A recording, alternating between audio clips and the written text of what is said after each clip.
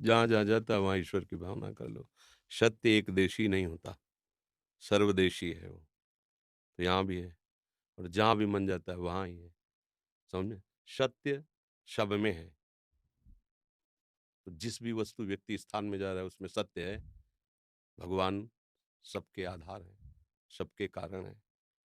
जैसे सूत में पिरोए हुए सूत की मणियों में सूत के सिवा कुछ नहीं है। ऐसे ही मत्ता परतरम नान्यत किंचिदस्ति धनंजय। ये भगवान इसीलिए समझा रहे हैं कि तुम्हारा मन जहाँ जहाँ जाए मेरी भावना करो। बहिर्मुख ही सही तो बाहर भी है। बहिरंतश्च भूतानाम अचरम चरमेव च सूक्ष्मात् तद्विज्ञेयम दूरस्थम चान्तिके च तत्। चाहे बाहर जाए या अंदर जाए वो वहीं विराजमान है। बहिरंतश्च भूतानाम अचरम चरमेव च।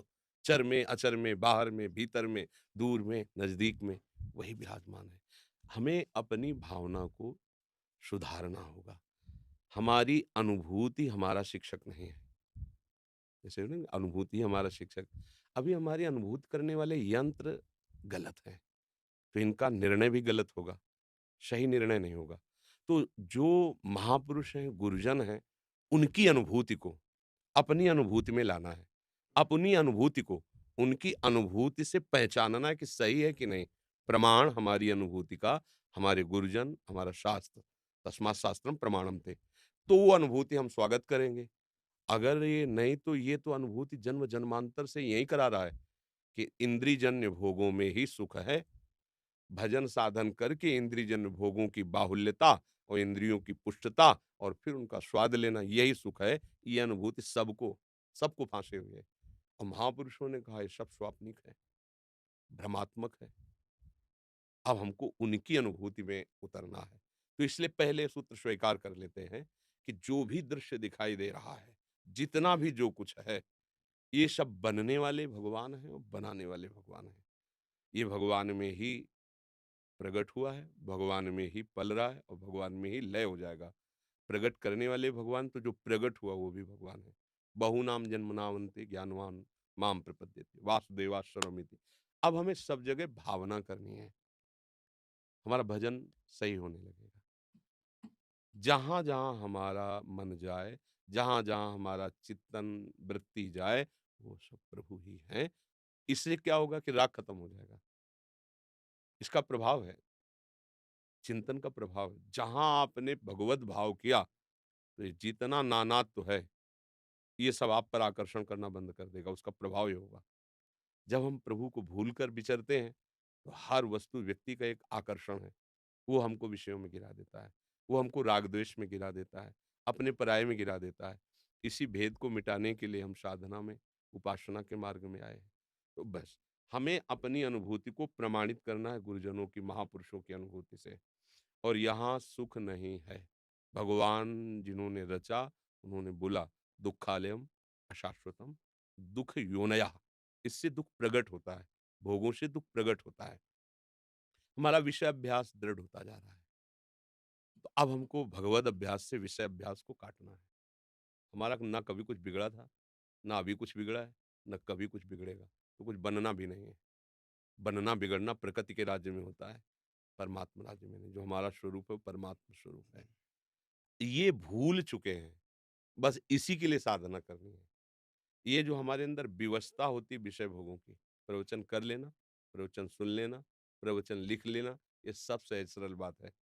लेकिन आए हुए वेग को सह जाना, व्यथित ना होना और अपनी निष्ठा पे बने रहना, स्वरूप निष्ठा, भगवत निष्ठा, ये हमारी साधना का फल है। और ये बहुत कठिन है। मतलब बहुत कहने में जो समय लग रहा है, वो ऐसा कठिन है। बार-बार निश्चय करो, फिर भी फिसल के वहीं खड़े हो जाओ। अब इसको जो जीत लिया सोए भगवान की कृपा से जीवन मुक्त हो जाता है। और इसके जीतने का बल हमें भगवान दिए हैं, देंगे नहीं, दिए हैं। बस उसको संचित करना है, उसको हमें एकत्रित करना है। जो हमने अपने में बल को फैला दिया है, नाना प्रकार की वृत्तियों में भोग वासना, और उनको समेटना है। और समेट करके जहाँ आप बलपूर्वक इधर मुड़े, तो बस फिर परमानंद की धारा में कूदते, फिर कोई घसीट नहीं सकता। पर जब तक विषय रस की जो हमारे अंदर सुख बुद्धि वो छूटी नहीं और भगवत रस मिला नहीं, और यात्रा अंधेरी सी नजर आती, इस स्थिति का साधक बहुत ही खतरे का साधन है और लगभग-लगभग इसी में अपने लोग होते हैं। इसको जो क्रॉस कर गए वो तो फिर प्रकाश में पहुँच गए ना, वो तो आनंद स्वरूप की तरफ। पर अभी उस आनंद स्वरूप का अनुभव नहीं हुआ और विषय रस छूटा नहीं और यात्रा करनी है, ये इसीलिए ये साधु संग से यात्रा पूर्ण होती है। अगर उस समय हमें अच्छे भगवत प्राप्ति के मार्ग में उत्सुक साधकों का या भगवत प्राप्त सिद्धों का संग मिल जाए, तो ये यात्रा कट जाए। बाह्य से हम विषय त्यागे हुए हैं लेकिन आंतरिक विषय राग है, सुख बुद्धि है, सुख का अनुभव नहीं होगा। मन पकड़े हुए है और तन से भोग नहीं रहे, तो दूना दुःख हो रहा है। तन छाड़े मन गई रहे, दूनों ही दुःख होए।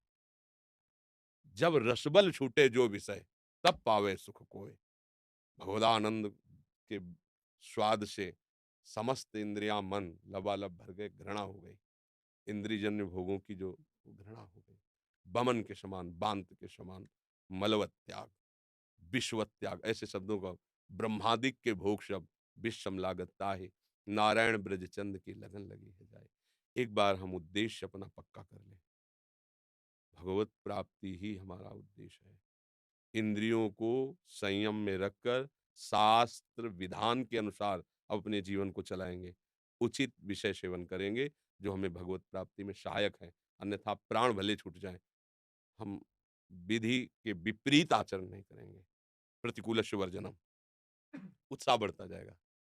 जैसे जैसे आप निर्विषय होते जाएंगे वैसे वैसे शांति आपके हृदय में राज्य करती जाएगी और शांति जहाँ है वहीं परमात्मा साक्षात्कार करने की योग्यता आने लगती है।